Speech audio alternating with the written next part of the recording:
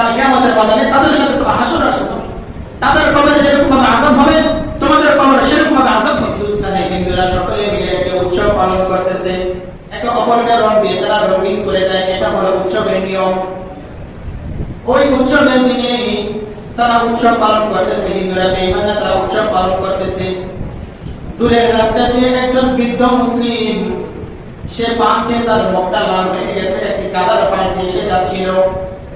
ওই বৃদ্ধ মুসলিম যখন কাদার পাশ দিয়ে যাচ্ছিল, তখন ওই কাদাকে সে বলতেছে, ও কাদা, তুমি তো মানুষ না, তুমি বেঈমান না, তুমি হিন্দু না, যার কারণে তোমাকে হিন্দুরা রং দিয়ে রঙিন করতেছে না। সুতরাং আমি তো পান খাচ্ছি, আমার মুখটা লাল হয়ে গেছে এবং আমার মুখের মধ্যে পানের চিমটি রয়েছে, পানের টিপ রয়েছে। এখন চলো আমি তোমাকে, হিন্দুরা কেউ তো তোমাকে রং দিয়ে রঙিন করতেছে না, আমার পানের চিমটি দিয়ে তোমাকে আমি রঙিন করিয়া দেই। অতঃপর ওই বৃদ্ধ মুসলিম ওই গাদাটার উপর তার পানের চিমটি ফেলাই দিল, পানের চিমটি ফেলে তাকে লাল দিয়ে রঙিন করে দিল। কিছুদিন পর ওই মুসলিম বৃদ্ধ লোকটি সে ইন্তেকাল করলো। ইন্তেকাল করার পর তার প্রতিবেশী একজন আত্মীয় স্বজন সে একদিন স্বপ্ন দেখলো ওই বৃদ্ধ লোকটাকে।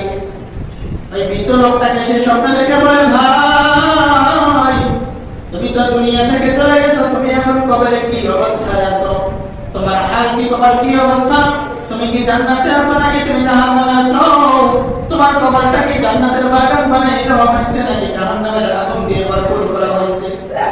ওই বৃদ্ধ মুসলিম লোকটা তার আত্মীয়কে এসে বলে, ভাই রে, আমি বড় দুঃখের কষ্টের মধ্যে আছি, আমার কবরের মধ্যে বড় আযাব হইতেছে, আমি অসহায়ের মধ্যে, এতিমের মধ্যে রয়েছি, আমার কবরে আযাব হইতেছে, আমাকে শাস্তি দেওয়া হইতেছে। আত্মীয় যে স্বপ্ন দেখতেছিল সে ওই বৃদ্ধকে জিজ্ঞাসা করলে, কেন ভাই, তোমার কোন গুনার কারণে তোমার কবরে আযাব হইতেছে? কারণ দুনিয়া থাকতে তুমি তো মুসলমান ছিলা, তোমার নেক আমল ভালো ছিল, তুমি মানুষের সাথে সৎ ব্যবহার করতা, তুমি কেন আযাব ভোগ করবা, তোমার কবরে কেন আযাব হবে? অতঃপর ওই মুসলিম বৃদ্ধ লোকটা তার আত্মীয়কে সে বলতেছে, ভাই আমি দুনিয়ার মধ্যে মুসলিম ছিলাম, আমি ভালো লোক ছিলাম, কিন্তু আমি একটা ভুল করে ফেলেছিলাম। হিন্দুরা যখন তারা উৎসব পালন করতেছিল, তাদের উৎসবের একটি নিয়ম ছিল একে অপরকে রঙিন করা। আমিও তাদের সাথে সাদৃশ্য করে আমি পান খাইতেছিলাম, আমার পানের চিমটি একটি গাদার উপর ফেলেছিলাম।